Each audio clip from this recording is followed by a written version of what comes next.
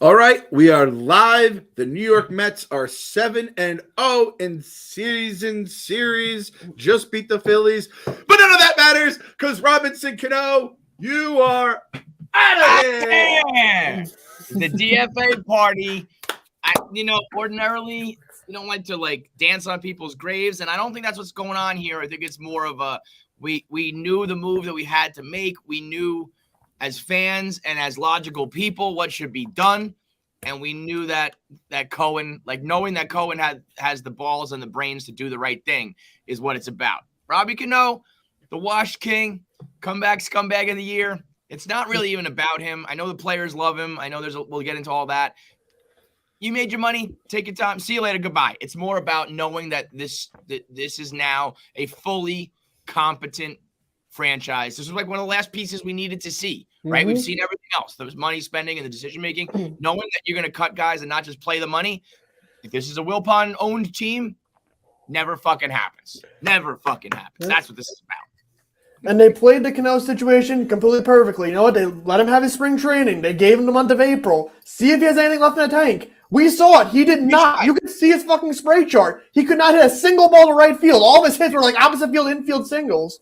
Yep. And he's washed, and now he's gone. We realized that. We paid $40 million, tell him to go do something else. I know. Yeah, that's what people have to remember when it's like, if you're feeling bad or anything. He's going to get $40 million over the next couple of years to do absolutely fucking nothing.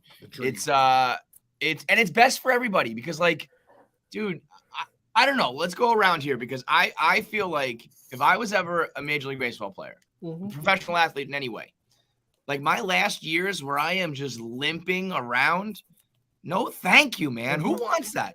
This was hard to watch for a month.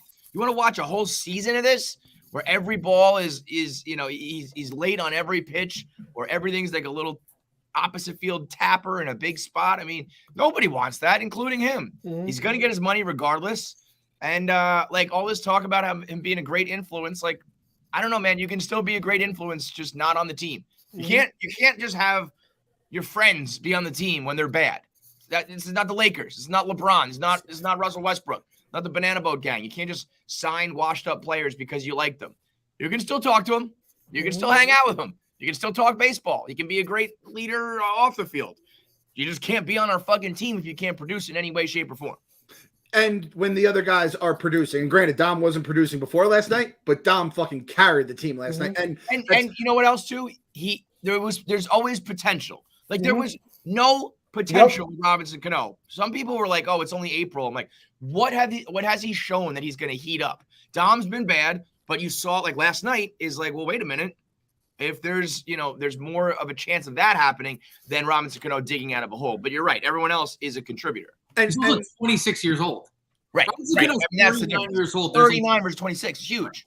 And this is the thing too. You're gonna you might upset. I think like Lindor and Escobar came out saying they like Cano, or maybe it was Marte as well.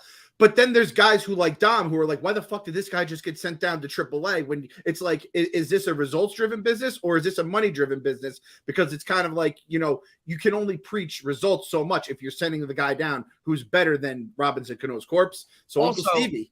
If you ask those guys about Dom Smith, they would be like, we want him around too. Nobody's going to be like, actually give you an answer on who they think should be sent down or released. Everyone's going to talk good about everybody else because this, that's just, you're all professionals here.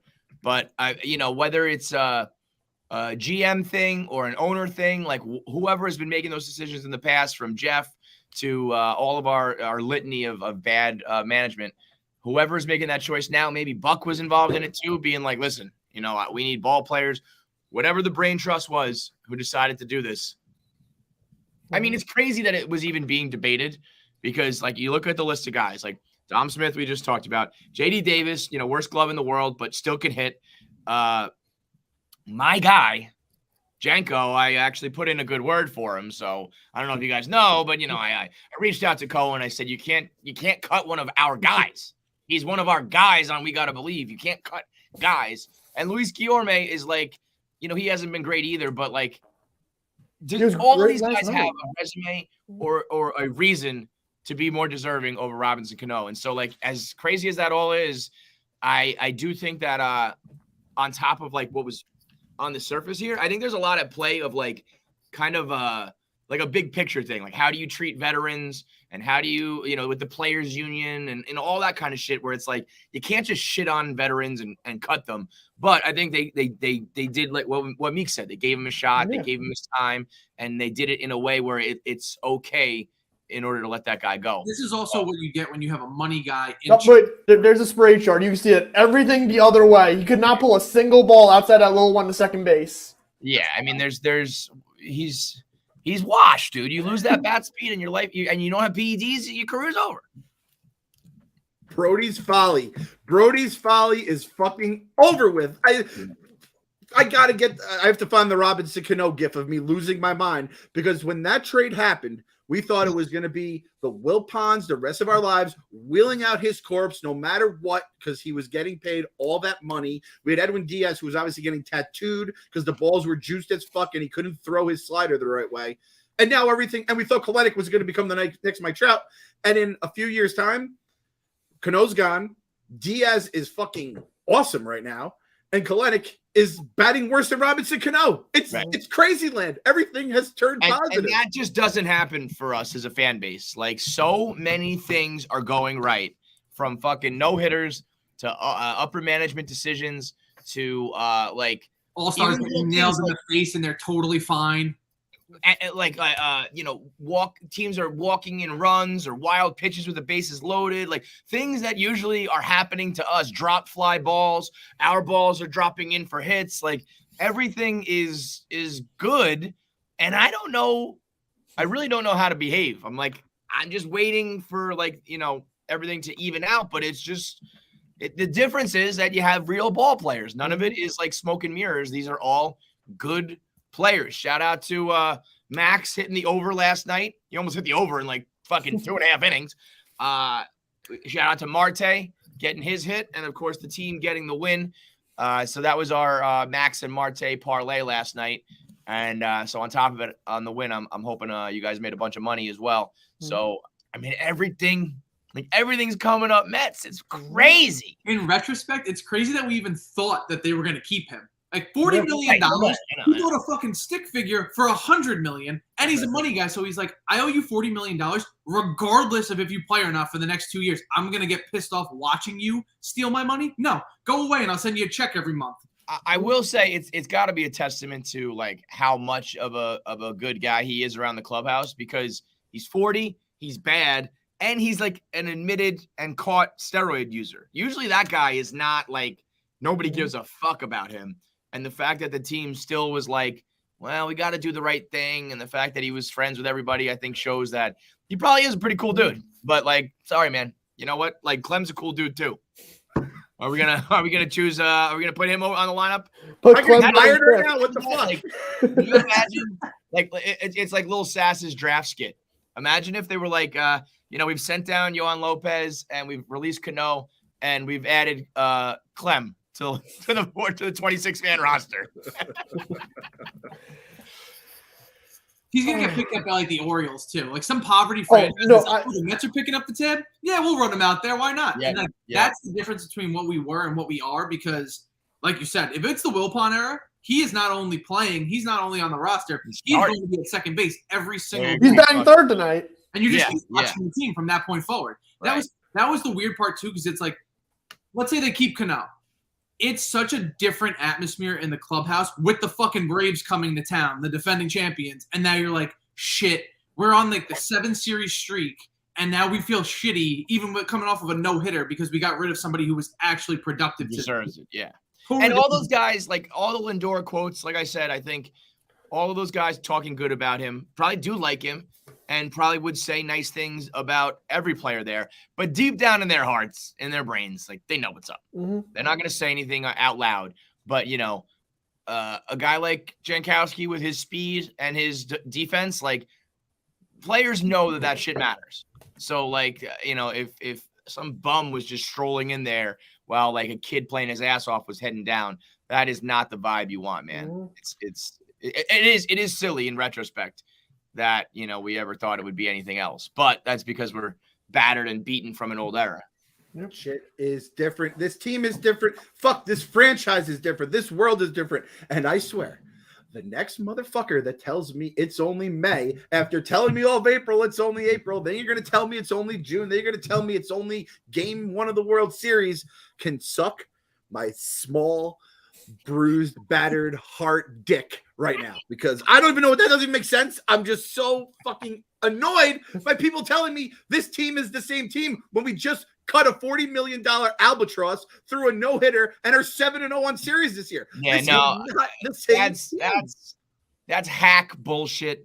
I get every single night this week. I get a text from Shane Gillis talking shit about the Phillies, and he's saying, "Whatever, dude. It's the same old Mets. It's the Mets and Jets. You know, all that shit. Just talking shit about me. That's hack talk. Because anybody who's watching and anybody who like is paying attention can see the difference in how the team. And I don't expect them to, by the way. I expect everyone to just say, who cares, bro? It's the Mets. You always do this. You know, it's only April. All of that. Because I understand you're not watching the New York Mets day in and day out unless you're freaks like us. But I'm just here to tell you, all the times that we've gotten excited, where in the back of our mind, we knew it was kind of smoke and mirrors. All the times that we were like, let's just ride this wave, but we know that we're not really that talented. All the times that we knew there's other teams ahead of us that are all better than us, like many, many teams. Yeah, that was a different time. Just know now, when we're talking shit and we're getting cocky and we're telling you the Mets are a good team, it's the real fucking deal. We have like 4 players in the top 15. We've got guys hitting. We've got guys pitching. We've got the bullpen now coming around. Like, everything's starting to click. So I get it. You can say it's April all you want. You can do LOL Mets all you want. Just know you're being a hack. And if you're okay with that, I'm okay with that. Fine. And listen, it's a celebration right now. We are kind of like dancing on a man's grave, which again, like, I'm not going to shed a tear for Robbie Cano making $40 million to do absolutely nothing. I would have loved to if Steve Cohen if like Cano retired and then it's like, we're going to hire Robinson Cano to be our fucking assistant to the assistant hitting coach for $40 million for the next years, just to keep him in the clubhouse if that's what he wanted. Is that kind of shit allowed? Like, people were like, why don't you hire him as a coach? And I was like, is that? It's definitely allowed. It's just not likely. The players union hits too. If when the Yankees made A-Rod like a special hitting coach or whatever, that was just to pay out his contract. They didn't like actually want him around, right? But in this case, like, is there a way where he could say like, I'm done as a player, and we hire him back as a manager? Or they did that with Ichiro, and then he played when they went to Japan. They did that with Ichiro for the Mariners. Yeah, like if he wants to be an ambassador or something, like I'm sure they can work something out. But it's also like, do you really want to be around a team that much? It just feels like a loophole that they would try to like not allow because it allows you to get out of like salary cap and shit like that. But I mean, yeah, if people love him as much as like if he is some grand influence, like I don't know, let him keep doing that. Then who fucking knows? Now again, like we're celebrating, we have a good time, but can I ask the 2 gentlemen with the hats to take their hats off? And we're going to pay a moment of respect to our boy, Yon Lopez, who has been sent down as well. Our goon. Black Monday. Our goon. Yon Wick, I believe was what he was called. The enforcer, the message man, the messenger. He's gone as well on cut down day. So if anyone needs to get plunked tonight, I don't know who's going to have the alligator blood to fucking do it. But he is no longer with the team as well. So an honorary Blue Mountain boy, because when Lopez is on the mound, I know shit's gonna get taken care of. Yep. For a whole host of different reasons, he is a Blue Mountain boy because he did what needed to be done when it needed to be done, and also I don't think he knows where the ball's going. I mean, like I could understand the Sunday Night Baseball crew last night saying like, look at him. He's obviously going after him, like 3 pitches in a row or whatever. And it's like, I just don't think he has control, bro. Oh, when they wanted him ejected after like hitting the guy with a changeup, like 2 strikes, it's like, oh, he got tossed. Like, he wants the game over. Like, just shut up. But it is funny. It is funny to issue the warnings and then be like, well, we know that you suck. It's fine. It's fine. Yeah. I mean, listen, he was doing. Everybody's got to play their angles, you know. And he was not going to be sticking around on this team because he was, pitching a lot of innings. He made his play being like, I'll be the enforcer. I'll be the goon. You want to talk about liking me in the clubhouse? Everybody was high-fiving me and hugging me when I did what I needed to do. And, unfortunately, that's just not enough to stay up here. But, when the rosters expand and he comes back, he'll be remembered. The fans will love him. And if he does eat up some innings, and we do know that he'll brush a guy back here or there, That guy can be on my team any day, man. Not right now, but maybe later. He's really is like the term effectively wild is the truth for him, but it's because you don't really know if he's hitting a guy on purpose or not. That's why he's fucking great. You're going to love this, Kev. I just saw your boy JJ tweeted this. Imagine the Yankees had re-signed Cano to this contract in 2013 and we were still dealing with it. No way we would have DFA'd him. When the Yankee fans are saying that about their own team not having the nerve to fucking There's not many teams. I don't know if there's a team besides maybe the Dodgers that would pay off a I was contract gonna say like maybe this. the Dodgers because they just have endless cash as well. But I don't think there's anybody else who would eat that money and eat those years and just say peace out. That is a huge sign, and it makes sense that as they release the power rankings that the Dodgers 1, Mets 2. The only 2 franchises that would do something like that are at the top of the fucking list right now. So for Yankee fans to even be admitting that. Our new biggest champagne problem now becomes who do we fucking hate on the team? Because who's the guy who's going to take the brunt of everything? Everybody's so likable, and now Cano's gone. It's like there's not a single person that's an outlet for us to get our anger out. Yeah. Pal, here's the deal. The bigger question is why should we even have anger? There's nothing to be angry at right now. Well, I don't know how to operate. And you're saving it in your drafts. Clearly, he needs an outlet. I mean, Frank tweeting out the Mets are cursed after last night's win. What more do you need? What more evidence do you need to know that Tank is just out here waiting to hate on the team? Between the Giants and Jets having unbelievable drafts and the Mets and Yankees all being good, like New York's happy. There's not much anger to go around right now. The Nets get swept. I'm like, I need somewhere to be mad. I guess I'll just continue to be mad about the Knicks, but like usually I have somebody to get my hate out on this team. And I don't know if I can just be like happy all the time. Can't just change my personality overnight. I thought about this too, because I know Portnoy was in his feelings the other night. He called himself a sentimental pussy, saying how like Barstool grew in Boston and they went on this championship run. Barstool, New York, it was the rose that grew in the concrete because your covering of the teams was fuck James Dolan, Kunzel DeSizen, right? And it's like we were born out of like just fucking anger, hatred, and We were born in the darkness. Yeah. Yeah, we were born in it, molded by it. And now that we're this giant multimedia company, it's kind of nice to now maybe we can cover teams that are fucking good again. And the Giants, like you said, the Giants and the Jets were both grinning ear to ear. All the fans I saw all weekend were fucking thrilled. And now we have a fucking I just can't like this Cano burden has been on us since we started the podcast, and it's just gone. Stevie Cohen has made more money in interest than $40 million since we started this podcast like 10 minutes ago. It's crazy. It's crazy. It's like bigger than Cano. It's like a burden that has always kind of been on our shoulders, knowing that we're in some way hamstrung by some amount of money, some contract, what luxury tax, whatever. And now it's just not. And it's like, what now? What do we do now? And the guy, this is it. So it was Cano, and then the other like lightning rod for us was Fawn Sholey Reed, who is now out too. So we have nobody to hate. An injury is a little bit different. Yeah. He probably was going to get sent down or cut anyway, but like you hate to see someone have like a Tommy John situation. But yeah, like even that, it's like, okay, things are breaking our way where it's like, I don't know who it's going to be, but it's not going to be him anymore. And we knew that experiment needed to end. Mm-hmm. I think they did such a good job of it's the first month. You got to play everybody, see what you got, give enough people enough opportunities to have some ups and downs. You even look at like Joely Rodriguez. It's like, I thought he was going to be the worst pitcher ever. I thought the bullpen was going to be the worst bullpen ever. And then all of a sudden you have a good couple weeks and you're like, all right, never mind. I was too early on that. They did it with Cano. They did it with certain guys. And all the while, kept winning. Mm-hmm.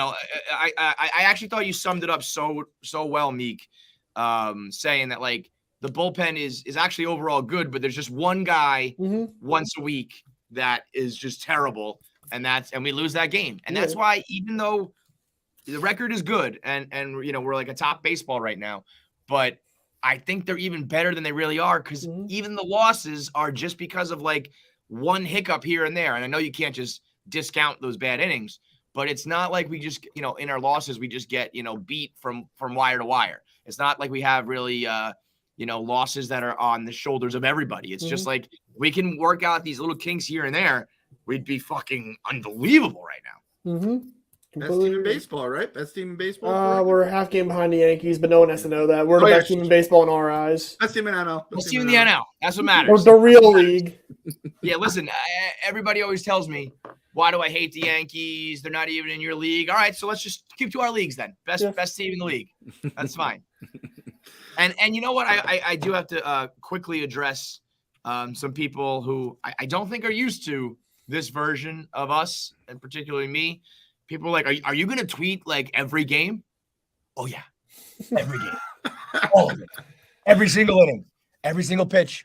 All season long. You've never seen this version of me, and guess what? You're not going to like it. It's not pretty in here. When I got a good team and I know it, and I'm watching it day in and day out for months on end, that it's not a fluke, it's not a hot streak, it's not just a quick run to the finish line. When it's a slow burn from April to October, and I know this team is good in and out every single day, you're going to hate me. So unfollow me now if you're not down for the ride, because it ain't stopping.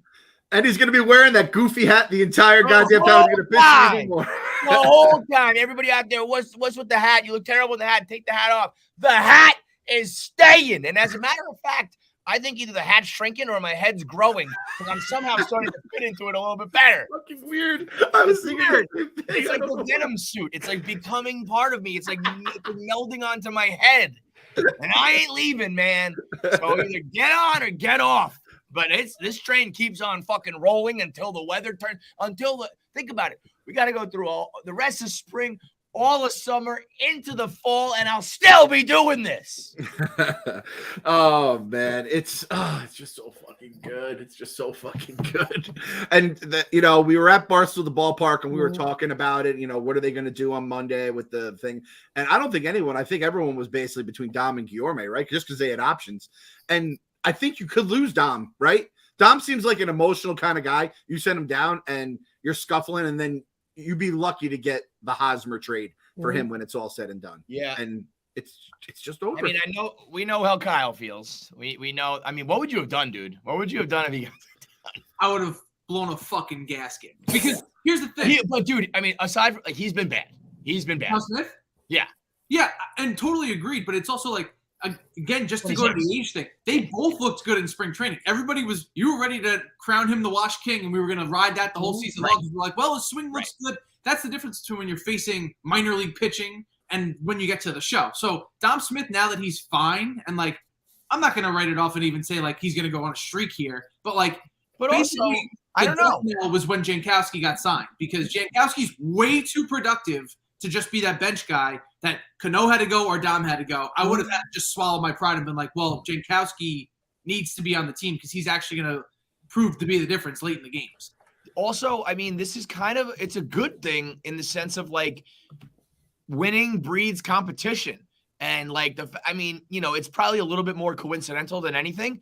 But if you don't think that Dom Smith and Luis Guillorme went out there last night being like, I'm playing for my job tonight, that doesn't really, in every other sport, I think you can get juiced up and literally play for your job. I think baseball is a little bit different where you still have to be like cerebral about it. And it might, it almost sometimes being juiced up is a bad thing. But if that wasn't part of their motivation last night, if you don't think that, you're crazy. And there are moments where like maybe the jumping off point for Dom will be that game. 4 for 4 against the Phillies, Sunday Night Baseball. Like the fact that might, that happened in that moment might be what sends him off. And then you know what? It's also like it sends a sign of like accountability and responsibility where it's like if we have to make decisions, whether it's cutting people or playing time. If you play well and you produce, you play, or you stay. If you don't, you're gone. And that's what like a good team has, that vibe of like, it's not like cutthroat necessarily, but it is accountability, and everybody like who wanted to stay did. And kind of like you said, it's also going to be a kind of a jumping off point for the fan base, I think, too, which the winds are going to get us loud. Did you guys see that Long Island Railroad train where all those fucking guys were just singing "Fuck the Phillies" and then started doing like the 9 Nations Army or whatever, the thing? Like, we are now going to get loud. We're going to get cocky because we know Uncle Stevie is going to take care of everything. Buck's going to take everything from the managerial, and the players are going to take care of everything on the field. Kev, you said it before, and we've said it in the past. Mets fans are like cicadas, where we go, we disappear, And then 10 years later, we come out, we're loud, we're crazy, people fucking hate us, and then we die. Uncle Stevie has figured out a way to make cicadas last forever. They're just going to fucking have like little batteries in us, and we're never going to die. We're going to be loud. We're going to be obnoxious. People are going to hate us. We have to get ready for that, but that's a fucking problem I'll worry about down the road. I could not give less of a fuck. What's crazy is people have already hated Mets fans as is. And I never quite understood that because it's like we're like the losers of the bunch. But probably because we still cheer, we still root, we still got our hopes up. I genuinely believe we're probably like the most loyal fan base out there because we're the only ones that's stuck in that. Like when you're bad, when you're a Pirates or a fucking, a bottom of the barrel type franchise, it's totally different than when you're in New York, should be good, and you're not, and the fans still root for you. So I genuinely believe that we are like some of the most loyal and loud and like informed people, fans in baseball. But to like the people who always kind of relish the Mets losing, maybe it's a New York thing. People don't like the big city, whatever it is. We've already kind of been hated on. And now, like, oh my God, they're going to hate us. We'll be so insufferable. We're going to be the worst. We're going to be is this the Clem freak out? Yeah, we got the Clem freak out. Thanks, Oh, shout Lord. out. Here we go. Never seen a man get mad at this. You have up till 160 to be on the level a New York franchise should be. Spend half of that and go. Well, you got to take out the surround Cano these money. guys. But that's what I. So the pitchers, those pitchers that It's the eyes. Makes The fucking Cano trade fucking ruined us. This team would be fine right now if we just didn't fucking ship our number one pick for Robbie Cano and a closer who can't close the fucking game. Yep. And now we have the Cano deal is going to just sit on the on the books along with the Familia deal, which is 2 more years. It's going to be 17 mil in 2 years. It's it was David Wright's dead body, then it was Yo's dead body, and then it's going to be Cano's dead body. I've seen this fucking movie a million times, and I know how it ends. you have up till Honestly, and that's the difference, though. We've seen this movie, and we thought we know how it ends, and it ended differently this time. We just cut him, and like that's that, and that all of that. Like Diaz turned around, Kalenic, whatever, and Cano's gone, and it's like things like that just don't happen for us. So it's what it is. Life right now, every day of life is a game, is an inning, is a situation with runners in scoring position. Every day of life you wake up, it's runners in scoring position, and are you going to drive them in or are you not? And for fucking years, the life of a New York sports fan, we just never drove them in. And now it's like literally happening on the field and off the field. And it's like, it's going to be a fucking life changer. Like a legitimate life changer, Clem, to be living like this instead of the other way. It's just every day you just wake up just feeling happy. And even if there's like a loss or whatever's going on, you just feel hope in your heart. But the man in that video who lost his mind, there was no hope behind his fucking eyes. That's a different man that sits before you today. Yes. You know what? If you saw me, I was like fucking looking away. The old Clem, that's the Hulk in the first Avengers when he just smashing shit. And then in Endgame where the other Hulk's like, oh, like what's wrong with that guy? I can't believe that's me. Two different people. Two completely different people. And it's all because of one $14 billion beautiful baby Steve Cohen. It all starts at him. It all starts at him, man. These Barstool, the ballparks are so much easier. Even when they lose, everyone's just having a fucking good time. You know everything's going to be all right. The ballpark was great, man. And I don't like to give that kid any attention, Jaron, but I saw Mark Gooden tweeting out his stories saying, I'm happy with the product on the field, but Citi Field needs to take accountability for the way that they're treating their fans. Well, we were there on Saturday night. Barstool at the ballpark, 400 people, sold out tickets. We had a bunch of Long Island dicks, a bunch of Queens drunks, a bunch of Delco dirt balls. There was a good Philly presence. We had Philly fans and Mets fans blacked out drinking unlimited beer. There was a couple fights and a couple scuffles. There was a lot of shit talking. There was a lot of chants. We were screaming porn star names. We were cursing out Philly players. All of that, not a fucking peep from security. Because at the end of the day, they know to let that, like, that's the kind of shit that happens at a ball game. The nonsense that those guys whatever, put security through or put other fans through is the kind of douchebag behavior that gets the fucking boot. So Barstool the ballpark, if our events can go off without a hitch, then fucking anything can. So don't let anybody tell you otherwise that Citi Field and the security or management or whatever doesn't know how to treat their fans, because they accommodated us to the fullest. The fatheads, Steve Cohen fatheads. We had the cup snake going. We had fights. We had beer. We had shit. I mean, we had it all. And it was like a frat party, and not one instance of security. So, time to look in the mirror on that one. It was an awesome night, though. And I know a couple people came over to our section that were sitting elsewhere because they thought they were going to be able to get tickets like the week of. These things are going to sell out fucking fast now that the team is this good, too. All the Johnny-come-latelys and all the bandwagon guys are going to jump on now. So get your tickets to the May event. May is the Mariners. May 14th. May 14th, jump out there. It's going to be interesting, too. Kalenic, obviously, Cano's corpse is gone. Kalenic, Edwin Diaz. Kalenic, if he's even on the big club team still, right, at this point? Yeah, we were thinking that maybe, the Mariners had to make their own decisions today to trim down, but he avoided the guillotine. Yep, pretty much. They optioned down 2 other guys that weren't. I think it was like Sheffield and someone else. So. I actually had someone reach out to me before the last Barstool the ballpark, and said, hey, listen, like, my sister wants to come, but we're a little concerned that it's going to just be like a bunch of, like prototypical frat boy craziness. And no, and they actually came up to me during the thing and they said, hey, just want to let you know, like, thanks for, and I said, everything's going to be fine. Like, it's just good natured. It was good natured bullshit, right? It was like asshole chanting at the Phillies fans. And listen, the Phillies fans, they get to talk shit back when their team's winning. And they actually came up and was like, this was actually an awesome time. We're so happy we came out. I think they'll look at dates in the future. So, take out your sisters, your girlfriends, your wives. Everything's going to be all right. We're not a bunch of fucking animals out there. We have some fun, as always. But there's a good level of, like, there's a little bit of an edge. I think there was, like, one little scuffle at the top of the stairs at one point. Other than that, like, there's not going to be any problems. But there was, there was a couple, like, Phillies fans asking for it. And they fucking, you asked for it, they got it. That, and I don't know how I can get this done. I might need to, like, I'm gonna get a terminal disease and make my make-a-wish be to never pitch to Kyle Schwarber again. Oh, my God. I can't take it. I mean, if I had to guess, I would say that dude has like 20 home runs against us.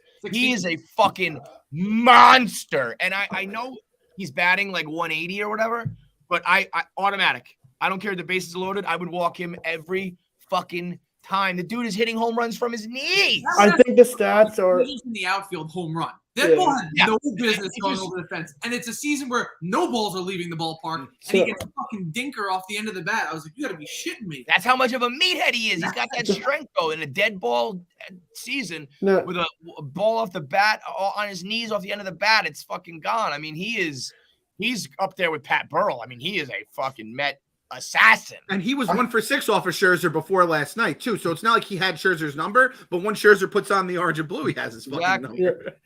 Look at these numbers. So what are we looking? He has like 12 home runs in the last 11 games or so. So like something like a Frank stat that he makes up, but it's actually real. I honestly would have thought more than 13 home runs. I really would have thought it was like 20. It's 16 after this last series. They haven't updated. Oh, all right. So yeah, like 16 fucking home runs against us is like, I mean, that is you're at the territory where it's like, absolutely just walk this guy every fucking time. I know. What's the deal with him? Like, when he was coming up with the Cubs, I thought he was going to be like a, $200 million player, corner outfielder for like the rest of his life. And then like they just were done with him. And then even Boston, like I was surprised Boston didn't re-sign him. Like that was a guy I would have fucking signed him. They should have signed him over Trevor Story with these. I don't know what. I mean, look, they have a Yale nerd like doing all the baseball decisions is Heim Bloom, but to me, I thought that was an easy decision. I mean, the fact that the Cubs and the Sox were done with him, like, is there some fatal flaw that I don't know about 'cause I'm not watching him every day? I mean. One of the reasons why he took off, it's like last June is when he started to take off once they started to ban the sticky stuff. So like the 4-seamers up in the zone, those are the pitches that you'd usually whiff on. Now he just crushes them almost every time. Like that's exactly what that first home run was. Yes. It was like up in the zone. He just turned on it. Like best fastball hitter in baseball. The second one was just, you can't do anything about that. You literally dropped to a knee. Like that, you just have to tip your cap. I mean, he is a guy. And like, if you think about Scherzer last night, when he struck out the first 5, I was like, yo, we're about to witness some shit. You said we only needed 1 run. I know. But that's where, like, if he had just pitched around him in those spots, like, he cruises through that outing. Yeah. I think it's, he ends up going 7 or 8 innings just by avoiding Schwarber because he was mowing down everybody else. Mm-hmm. But that was, I mean, Max, when he's in that zone, he actually gets like better when there's guys on base and he gets more juiced up. But, I almost I want to watch him strike everybody out, but I also I want him to be economical and like pitch deep into games. It's almost like sometimes he's too competitive and too goddamn good. I think he was trying to do that during like the second or third time through the order where it's like, okay, first time after we rack up your case. Second, it's not like I need quick outs, I need ground balls, pop flies, just something to keep the pitch count down because this team needs me to go 7 innings. Right. But yeah, I mean, that was, as far as much as like the offense was really obviously they end up breaking out and beating the shit out of them in the long run. It wasn't quite like the shutdown ace performance, but it was like Sunday Night Baseball, series split. We want to keep our streak going. We want to establish ourselves against Philly. Max is on the mound, did what he had to do. Mm-hmm. It wasn't, the prettiest or most precision, but like got it done. Offense backed him up. Ball game done. Let's go.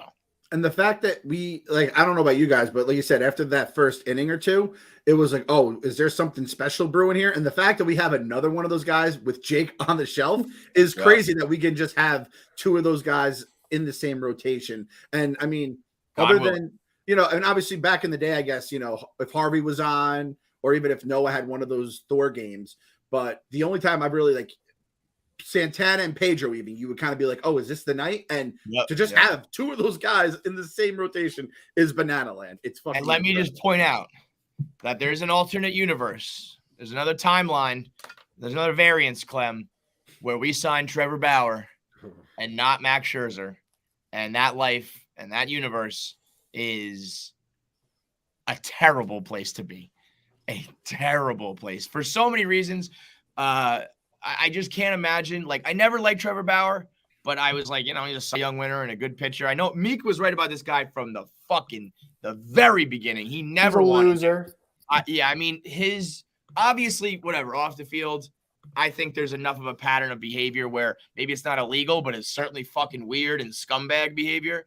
But whatever, forgetting all that, just on the field, the dumb, the sword celebration and the antics and the YouTube, it's like, oh, this guy he's such a tryhard, such a hardo, wants desperately to be cool, and just has the worst personality in the world. And if we paid him all that money and we were selling our Trevor Bauer merch and I had to try to spin zone all of his behavior and then this happened on top of it, I mean, we would be the laughing stock of Mets Twitter, of Mets base, of everything. Thank God that never happened. Even with right there, dude. He was selling Mets merch. It was that close. Even with all the off-field shit, I don't even want to get into that. He was the most cringe baseball player I think I've ever seen. Like I said, you try so hard to be cool, but he does those things where it's if someone else that's actually cool does it, it's fun. When he does it, no, it's fucking cringe. It's stupid. He's a douchebag. He's just the epitome of a douchebag.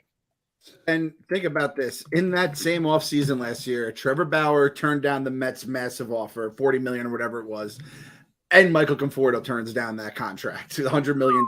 And those two together, the KFC, Phil, and Kyle variants, God bless you guys living in that fucking dark universe. I don't want to ever cross over with those guys. Keep them the fuck away from me. There's not enough Coors Light in this world. Listen, there's no way I could chill, no matter what, if that was my life. And instead we have Max Scherzer. Instead, we have Starling Marte. Instead, we have Eddie Escobar, who is my favorite little fucking tank. He is the best, dude. He's in my mind, he's the Winnie the Pooh of baseball. I fucking love him. He's all thick and he's running around the bases like a little fat guy, but he can swing the bat. He can run the bases. He knows what he's doing in the field. He is, I don't want to say the unsung hero, because I think every Mets fan to a man would be who's one of the most important people on the team? Him. But I still think he's not getting enough credit because there's so many other great stories right now.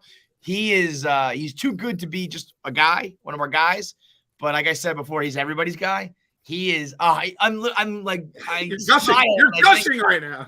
I love him. Like I other players I love from like a production point of view.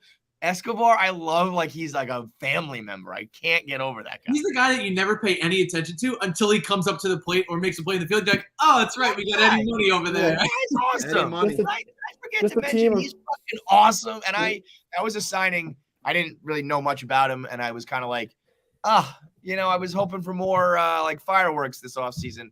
And boy, if I had only known what was coming, he is a delight. He was the first of the big four, like that Thanksgiving weekend. So Yep. Shout out to Marte coming through on the bet. I know he's been struggling a little bit, but notching that base hit for us. We went head to head with the Delco Dirtball Roan. So he picked Harper to hit a home run and the Phillies to win.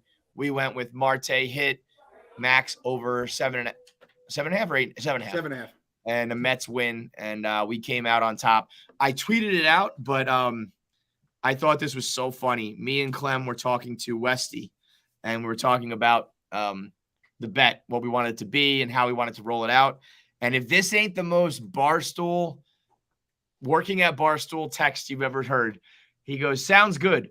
We were hoping to encourage division and animosity. Like, yeah, I bet you fucking were. So I think anytime we're playing against the Phillies or the Nats or someone in the division or someone against a team who has a presence here at Barstool, we'll try to put up like a head-to-head parlay. But I also think if there's a certain type of bet or a certain player or a parlay that you guys want to see, like it's as simple as us just asking our guy if they can make it. So get creative with it. Ask us, tell us what you want, and we can do these, as often as we want. So I want to do a bet. I think what I'm going to do, I don't think the odds will be that great. I don't think it will be a huge moneymaker, but I just want a bet where we're rooting for home runs. As something as simple as like, will the Mets hit a home run tonight? And I know that's not going to get you huge money, but I think for like a beginning gambler to just throw some cash out there, root for dingers, root for the Mets to win, and watch the long ball, I think could be fun. So any props, any parlays, anything you guys want to see, let us know, and we'll try to make it happen at the Barstool Sportsbook. So, we have more Robinson Cano news. So, Joel Sherman talked to Robinson Cano's agent. Not sure you ever heard of him. His name's Brody Van Wagenen.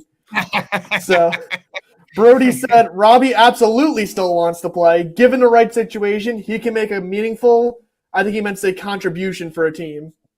So, I mean, I'm just shocked Brody's still his agent. You know what? I would you guys earlier I said I wouldn't limp to the finish line. I think that's if I was like a one-time superstar. Robinson Cano's so weird because it's mostly because of the steroids, so it's not like you have a legacy in the first place.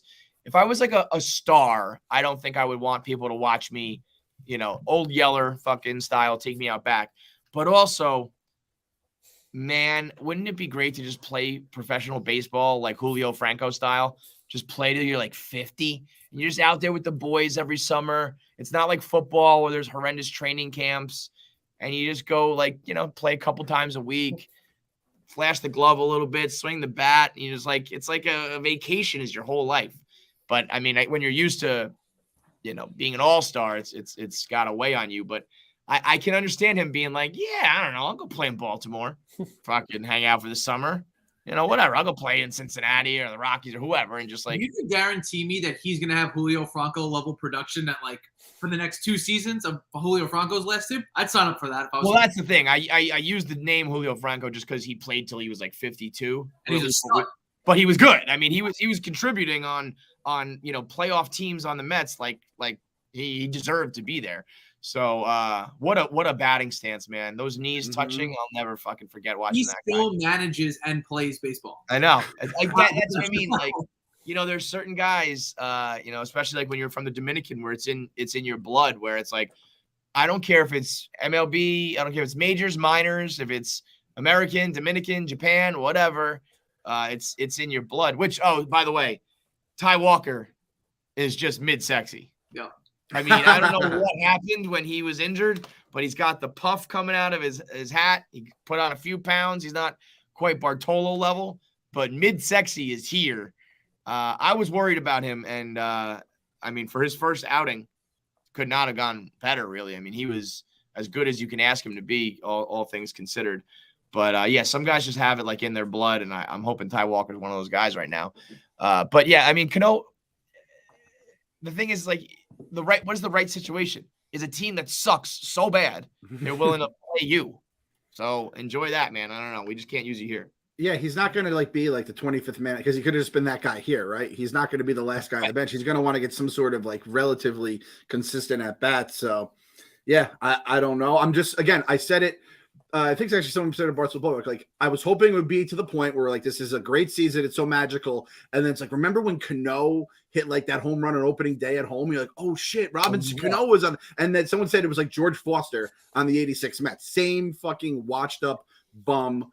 And the thing is, if you're Cano, like you said, dude, it's fucking, you're the boys of summer. You get to just go around the country. Everything, you, like when they say the show, right? You're in the show. Your life, you basically are just living in heaven when you're up there. So, if he wants to go somewhere else, as long as he doesn't go to like, and listen, if he signs with like the fucking Braves or the Phillies or like the Yankees by some weird chance, like no one freak out about it and be like, oh, here we go. Yes. Typical man. Like, do not It's not. do that. Right. We did that with Harvey where we were convinced he was going to like be an ace. And then when we faced him for the first time, we were like, oh, he's going to throw like a no-hitter against us. And it's not anymore. And maybe it was in the past because of either, you know, we were letting the wrong guys go. We were a bad team to begin with, whatever or the black magic that loomed above us with the Wilpons.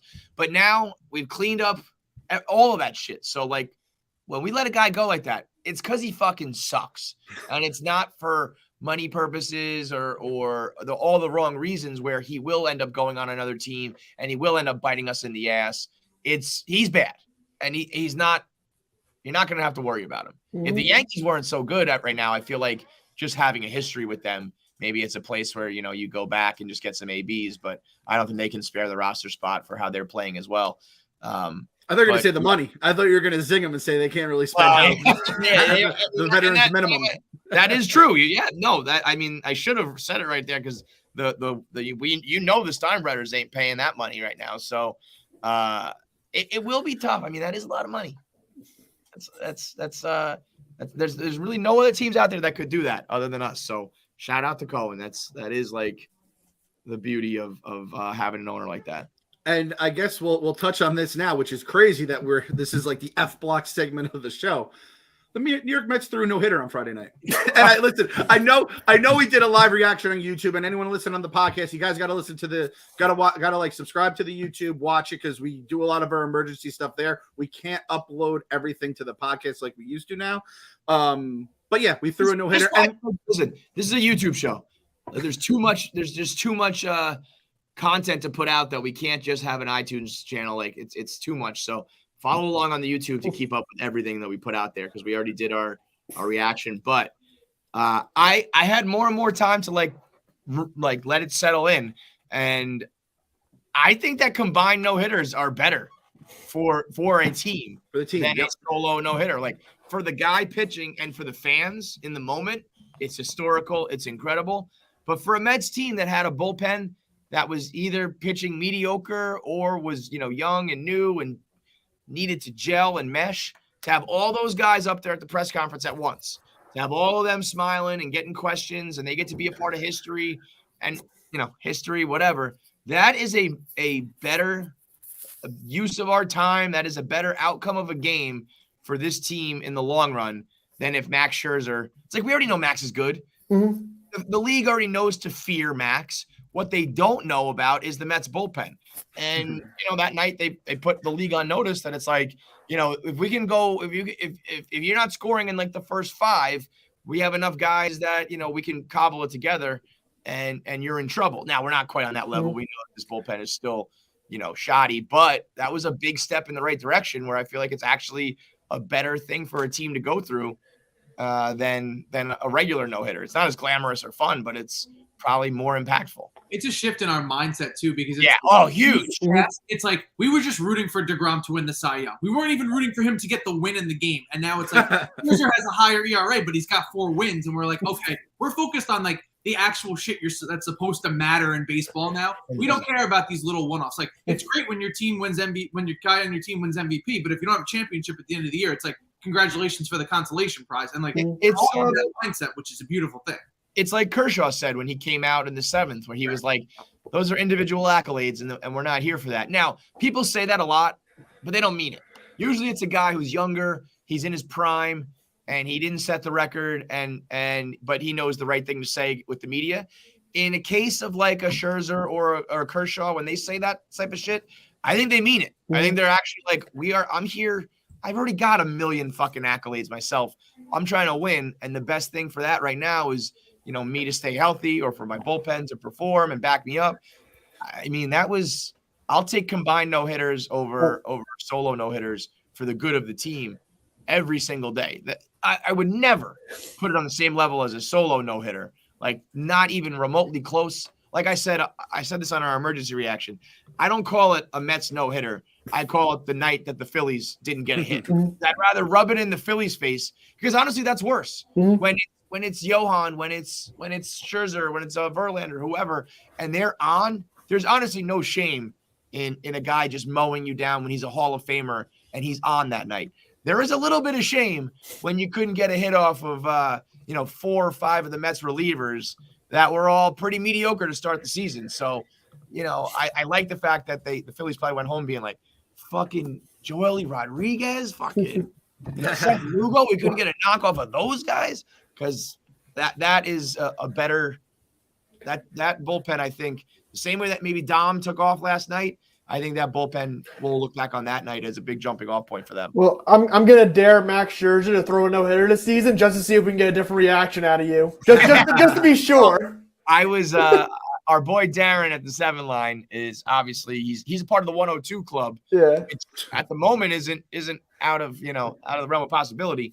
What is crazy is as good as they're playing, like I can't even imagine having been a fan of the 98 Yankees or that Mariners team in the 2000s, because they're playing at like 112 game pace right now, the Mets are, and it's like, how much better could it possibly get? And to sustain that for a whole season, you only lose like twice a week at that rate. It's fucking incredible. And so I know Darren is about as optimistic as it comes, but he had texted us being like, just went on record, I'm thinking there's no-hitter potential. I'm thinking there's no way we get 2 no-hitters in a weekend. But then when Max went out there and gassed 5 guys, I was like, oh, wait a minute. Obviously, it didn't even come close. But I think given a little bit of magic this year and the talent of Scherzer, could be the year. Could happen. And this is the thing about the combined no-hitters, and even with the DH. Remember, I fucking hate the DH, other than the fact that it is so beneficial for our team right now. Yeah. But I always like watching the old baseball. That game, that sport is dead because pitchers aren't going. You're not getting 3-4 at bats from your pitcher if they're taking him out after 5 innings, like McGill came out after 5 innings during the no-hitter. Obviously Kershaw comes out during a perfect game. It's a different world now in terms of pitch counts, and it's just never going to be the same. And then with no-hitters, like, I don't think there's going to be a lot of single pitcher no-hitters anymore because they're going to keep yanking guys. Dude, listen to this. There is as many no-hitters this season, right? The Mets have the only no-hitter of the year? Pretty sure, yeah. So the Mets have 1 no-hitter. There's only been 1 complete game pitch so far, Walker Buehler. So, like, that's all you need to know about the way the game has changed. I think that the way that no-hitters became kind of like blasé over the last, let's call it like decade maybe, people were like, oh, they're happening left and right. They're not as special. I think we've flipped completely. I think now if you pitch a 9-inning solo no-hitter from here until basically the end of time, I think it's going to be a huge deal because you're pitching like 4 more innings than the average start right now. You're pitching twice as long as the average starter is going almost at this rate. So I think a no-hitter and a perfect game, fucking forget about it. I mean, to me, that's actually going to become one of the most rare things in the game.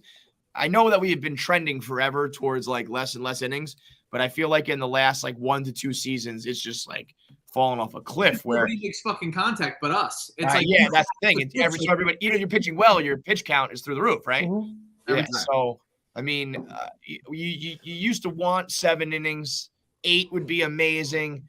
6, you hope is like the the professional, the quality start you're getting. And then ordinarily, if you're like average, mediocre, you're doing like 5. Now it's like you hope for 6, you're probably going to get 5, and in some cases 4. It is really crazy how quickly the game has changed. But I think any sort of no hitter at this point is going to be more valuable or more rare than it's been just because of how much it's shifted. Yeah, and we mentioned it again on the live YouTube. Again, subscribe to the YouTube, subscribe to the YouTube, subscribe to the YouTube. But like it didn't even feel like a no-hitter because there was all those walks and stuff, and Gary was just saying it cavalierly on the podcast and everything, and it was a combined no-hitter. But like we have one fucking no-hitter in franchise history, and it's one that always has an asterisk because Carlos Beltran might have kicked up some chalk on his fucking foul ball. Maybe. Might have, potentially. So, like, we're not fucking too good for combined no-hitters as a fucking fan base, all right? And again, we're not too good for anything, dude. Anything, I am still like a $2 whore.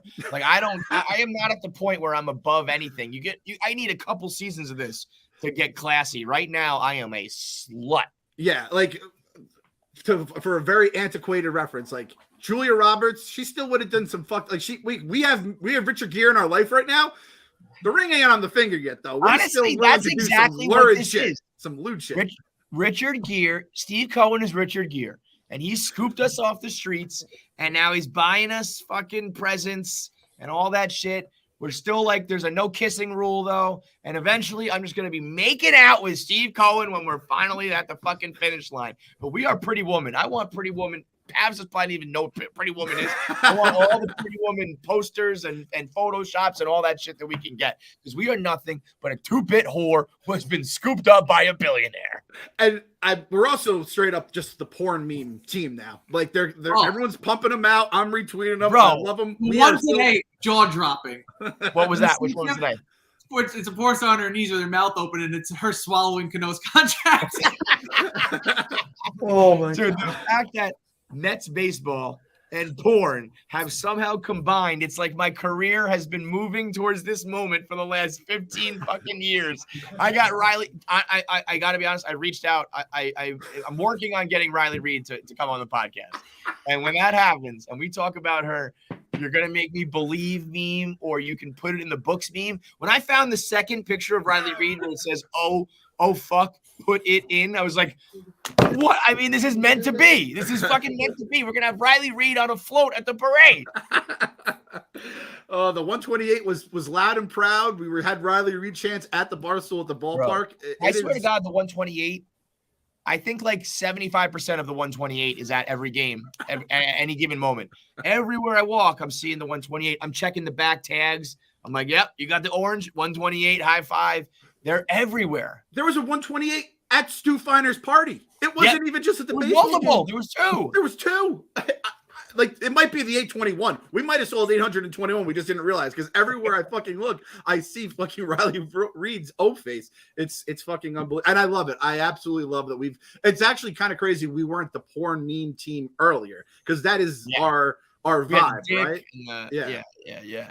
So, the giant dildo. Ever since R.A. Dickey, I think when he had a no-hitter, we had an actual penis on the broadcast. Remember that when he was in the locker room? Yep. We had the fake dick. Now we've got the porn memes and the porn bots. There's a lot of characters, and that's, part of, it's usually when you're a winning team, a lot of the storylines and characters develop. But sometimes I think that the world is scripted and you need the characters and storylines in order to be a winning team. Mm-hmm. So I think about, like, if we were to put together, when Sports Illustrated would always have like the DVD and the issue of like for your team, if you're to do a Barstool version of that, you got to have the porn memes and you got to have some of these characters that are already popping up. This guy in the UK Mets NYC 15, he's awesome. He just lives in the United Kingdom. He watches every game in the middle of the fucking night. Got the thick accent, and he's like a diehard fan. I'm trying to get him on the show. We already had Wardy on last week. Like we got Darren, of course, in the 7 line. We saw Josh Brown. We're gonna like collab with them. There's a lot of characters floating around that give the fan base some character. And we should get your F deck Mark on as well too. Yep, F deck Mark was there. I just learned about him. Fucking 225,000 subscribers on YouTube. He's like the king of Mets YouTube. There's a lot of good personalities on the internet and in the fan base right now. That all contributes to it. The winner for the YouTube subscriber contest is Jack Oppie7. So I just tweeted that out. He's just got to DM us. Every 1,000 subscribers, we're giving away free merch. So make sure you're subscribed, notifications are on, tweet at us, all that good stuff, because we're growing this thing huge. So we need to get as many people into this and the community as we can. The merch alone, dude. The merch is fucking fire this year. I love having good merch for our team.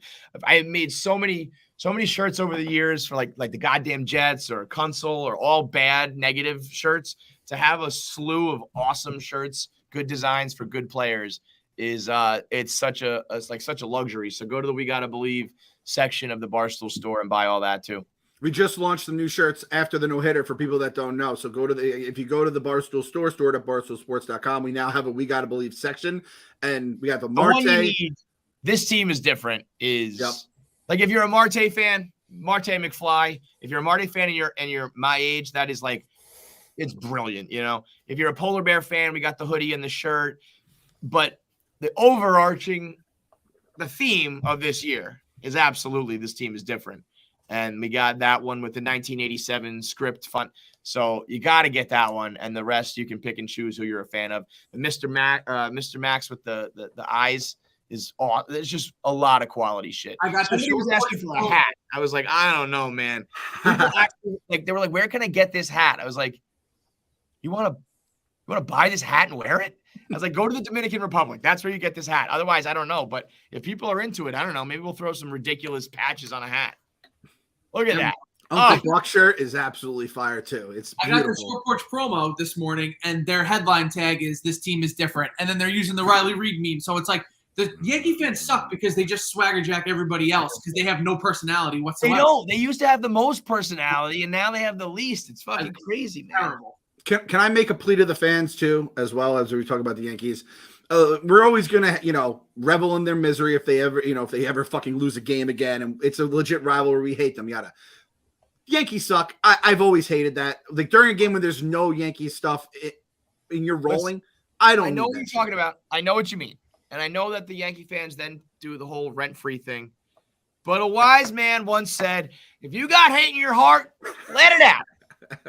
Reverend Clayton Bigsby. Yankees, Clem, I'm gonna hate the Yankees when we're good and they're good. I'm going to hate the Yankees when we're bad and they're bad. I'm going to hate when they're good and they're bad, when we're good and they're bad. I'm going to hate the Yankees whether it's fucking sunny or cloudy. I'm going to hate the Yankees when I'm at a baseball game. I'm going to hate the Yankees when I'm at a funeral, when I'm at a baby baptism, when I'm at work, when I'm in bed, when I'm in the shower, when I'm awake, when I'm asleep, when I'm dead. I'm going to hate the Yankees. And if somebody wants to chant alongside that the Yankees suck, I'm going to fucking do it.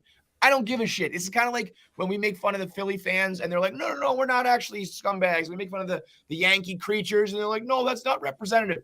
We are a fan base that fucking hates the Yankees. Is it a little unbecoming to chant about them when you're playing a division rival or when you're winning and it doesn't matter? Yes, sure. Of course. I get that.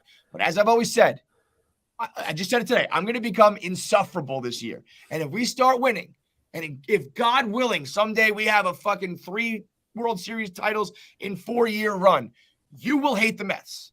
You will chant about the Mets too, because we will haunt every aspect of your life. When you've lived through what we've lived through, we do hate you at all times, and we will let you know about it. So I get it. It's not the coolest. It's not the best.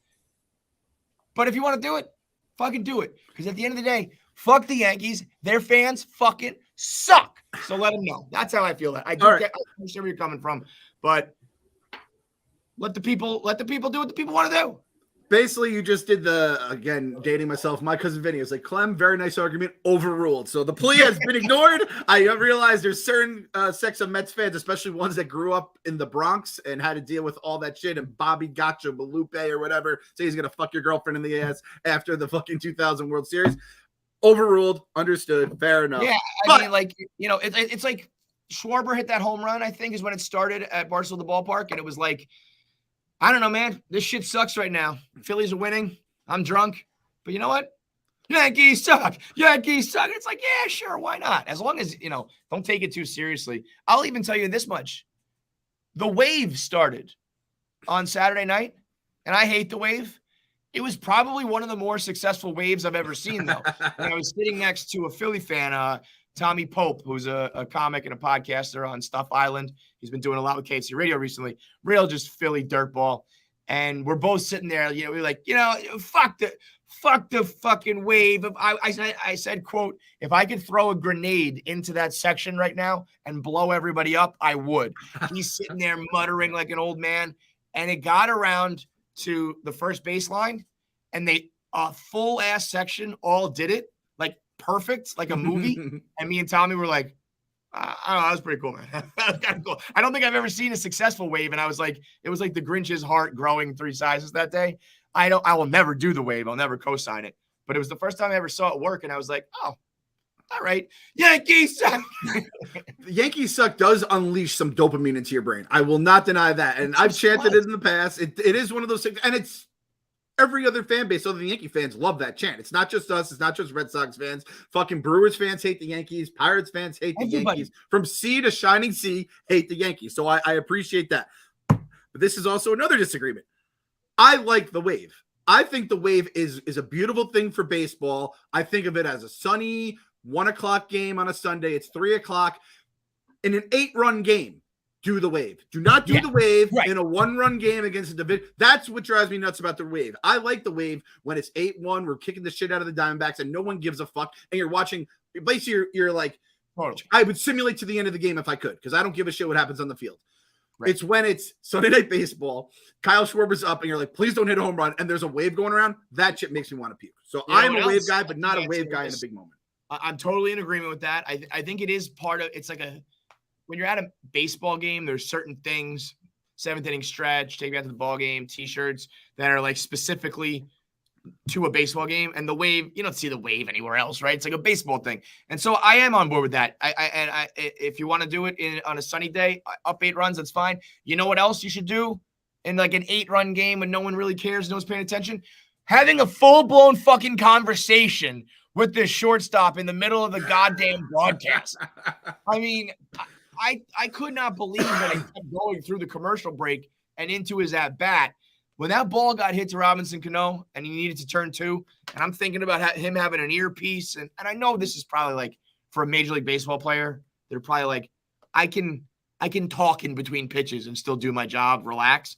But God forbid, could you imagine if he just happened to make an injury, an error the same time he was talking to the broadcasting team? And also, it's not good. Like they just totally go silent for like chunks of time while Robinson Cano's talking, while Francisco Lindor is talking in Spanish. I was like, well, this is not even actually entertaining. That to me, I guess they've been doing that all season on Saturday Night Baseball. Yeah. So that was my first time watching it. So I didn't hear other teams complain about it. Maybe other fans don't care, but I was like, this. No, it's different because Harper had the mic last week, but he was DHing, so it's easier. Lindor talking in the field, like it's two different things. Crazy. He's in the middle of playing, and again, if it was after the floodgates last night, like sure, maybe then we could yuck it up and have a good time. Also, at that point in the game, I was still like, does Max have it? Does Max not have it? I don't know what's going on. Also, ESPN's like sick for asking like Lindor's like, oh, so what do you think about Pete Alonso getting in a car crash and nearly dying in March? Like, what's he supposed to say for that? Fucking insanity to bring up those things. It's like that's why those segments don't really work though, because it's like the questions you really want to ask, you can't given the circumstances. Yeah. And the shit that you are going to talk about is going to be pretty boring. So why even bother? To me, that's a spring training and a all-star game, exhibition type games. Those work. Like yes. In a close game, in the dugout too. Like, do it. They almost should do like the reverse. Like when you're not in the field and you're just sitting on the bench eating seeds and you're not up. That's when you're going to get jokes and you're going to see, what like behind the curtains. I don't need it when you're talking to the shortstop in the middle of taking offense to David Cohen too, calling out the Mets fans, being like, "Well, they really come out of the woodwork when the team's good." Like New York City is actually a National League city, and I was like, I wouldn't really take that as a bad thing because. No. It is a National League city, and you do realize that every time the Mets are good. But I think it's a good thing. dude, the fan base tweets triple the amount of time of any other fan base in the entire league. They're not hiding. We're very like passionate fans when it comes to that. I think that the this national broadcast, like that's what they always do. They give you the vanilla bullshit, feed you the lines over and over again. Yeah. The city is so big.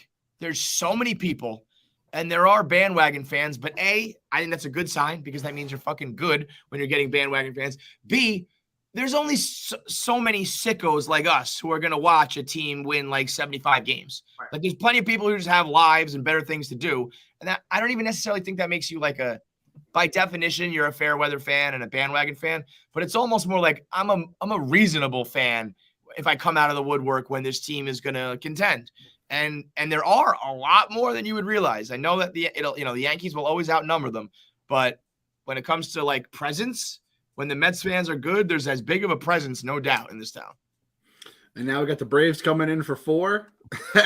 it's gonna be again. City's gonna be hopping. It's still early. It's cold, so it's not gonna be rowdy yet. But I mean, and I don't. Is it weird that I'd be happy with a split? Even though I'm with you on that. I'd be that too. The Braves are annoying. If we split versus them, with the doubleheader, I think. Yeah, I know. Especially doubleheader is going to be scary. They're like, we have to allow some sort of leeway. Yeah. Like we're not going to win every fucking series. And I'd rather lose or split to a good team than like a bad team. This would be the series to me. Like 2 would be totally fine. And the Braves bumped up like Max Frieda, so they have their top 4 starters pitching this series. And yeah, Austin Riley was like, "Oh, we have a sense of urgency like right now versus the Mets." Like in May, it's like I wish the Mets had those quotes last year at least, but hearing other teams say that about us, it means you get something. A bullseye on your back on May 2nd. I'll take that. That means you're doing something good. So a split would be great.